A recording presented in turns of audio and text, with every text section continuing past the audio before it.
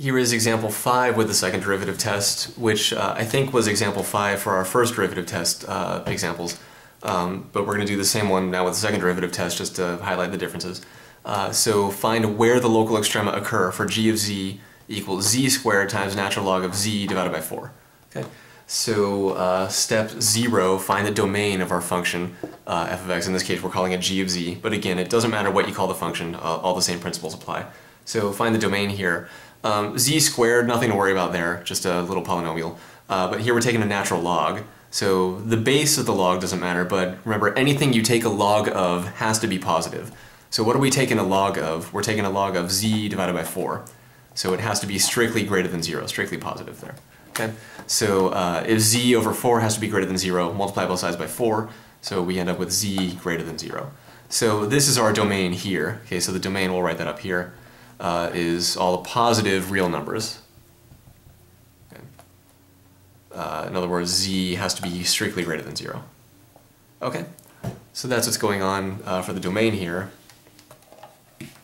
Alright, now let's jump into the real steps here. So step 1, find all the critical points of the function.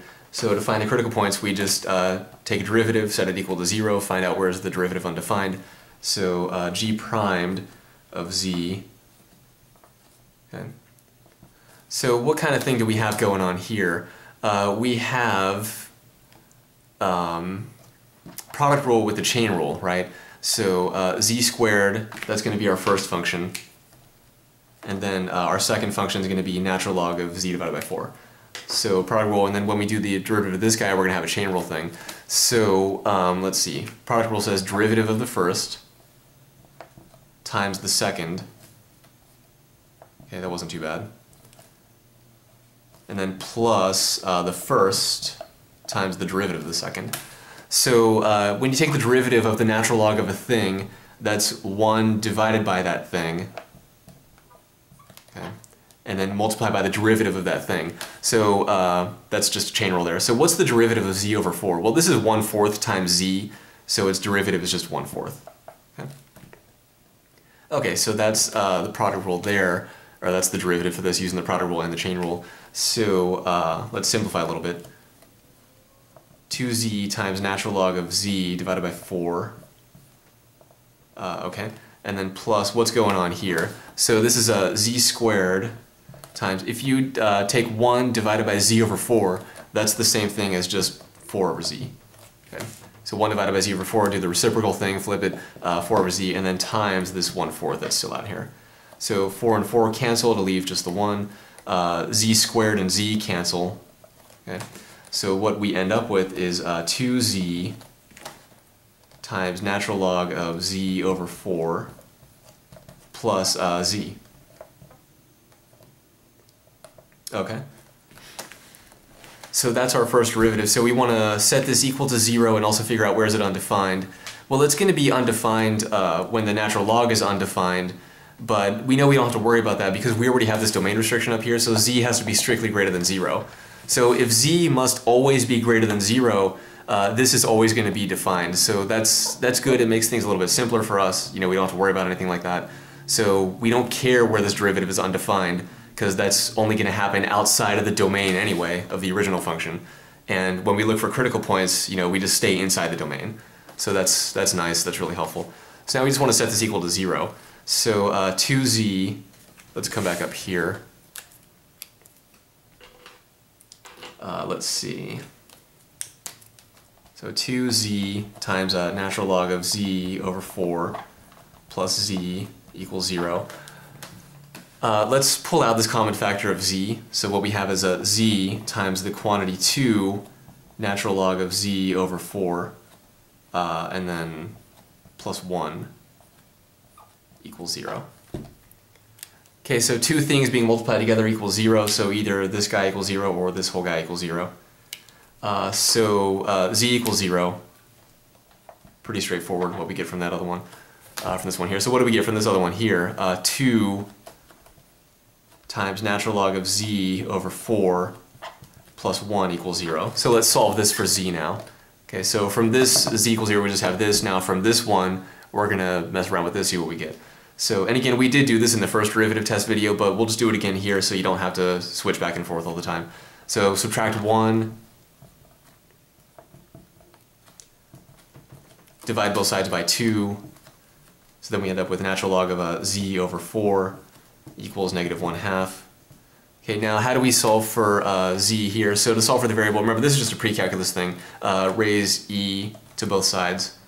Okay, that's one way of thinking about it. Anyway, e to the natural log of a thing is just that thing, so z over 4 equals e to the negative 1/2. And then to solve for z, just multiply both sides by 4, so we'll end up with z equals 4e to the negative 1/2. And there are other ways of writing that. You could simplify it. Maybe it just depends on how you look at it. But anyway, what we have is, from up here we had z equals 0 from this factor, and then from this factor we just got this. Okay, just like in our first derivative test video, nothing's actually different yet. So here's what we have going on here. Alright, so we have these two critical points, 0 and 4e to the negative 1/2. But actually, I'm sorry, this is not a critical point, right? Why is that not a critical point? Because it's outside of the domain. Okay, so in order to be a critical point, you have to be in the domain. So this is not a critical point. Okay? Not a critical point. Okay, so our only critical point, just like in the first derivative test video, is this guy here. So that's it for step 1. Find all the critical points of f of x. And there's only this one here. Okay, remember we had this other one, but this actually is not a critical point because it's outside of the domain of the original function. So that's why we always want to keep track of the domain. Okay. Okay, so let's make some room here. So what's our next step? Find the second derivative. That's our next step. So let's make some room so we can do that. So we'll get rid of all this up here. So let's, off to the side, let's make a note of our critical point. So a critical point that we found was z equals 4e to the negative 1/2. Okay, that was our critical point that we found, so we'll make a note up there. Now we want to find the second derivative, which is just the derivative of the derivative, right? So let's go ahead and do that. So we're going to have g double prime of z. So we're going to have another product rule thing with another chain rule thing going on, right? So we're going to do product rule again where this is our first function, this is our second function, and then we have just an extra term out here which the derivative is simple. So product rule says, so just forget about this part for now.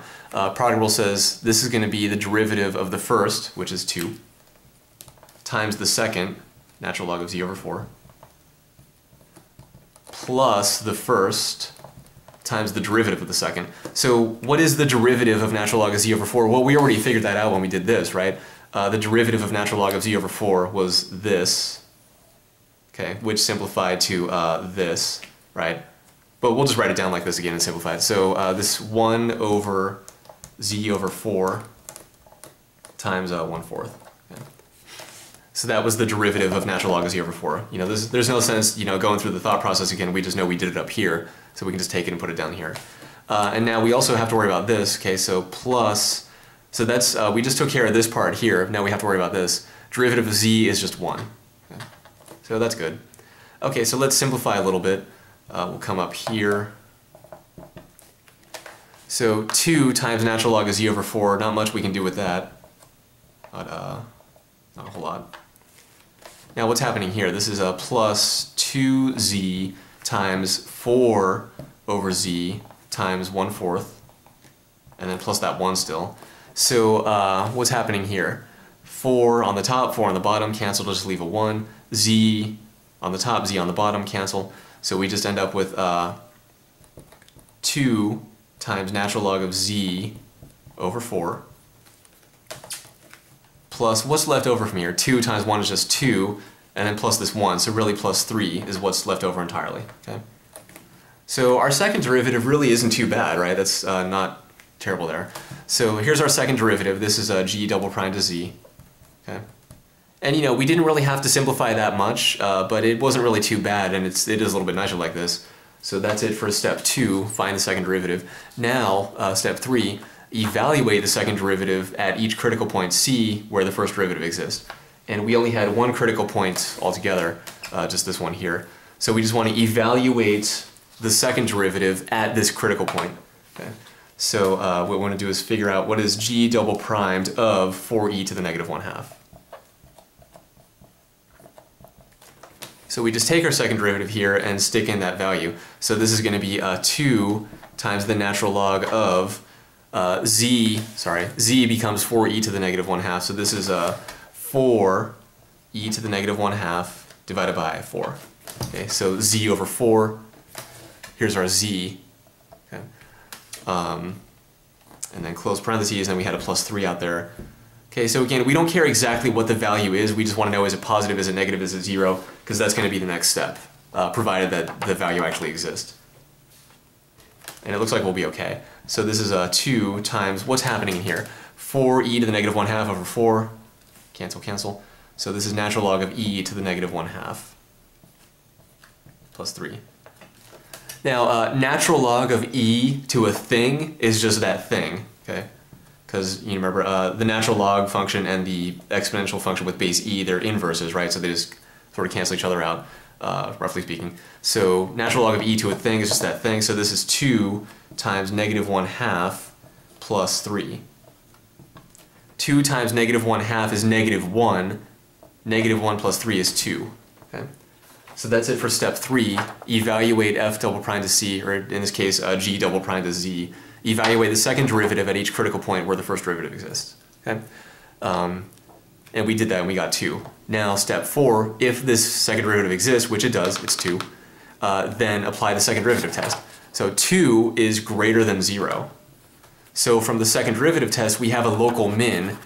This original function g has a local min at this critical point. So the second derivative test tells us, let's go ahead and write that down. Kind of running out of room, so we'll write it up here. So g of z has a local min at z equals 4e to the negative 1/2. Okay, and again, you know, we said it in the last few videos, but in case you didn't watch those, you know, we're only asking where does the local extrema occur, not what it is. So that's why we only have to give the z value or the x coordinate. You know, in this case, we're just calling it z.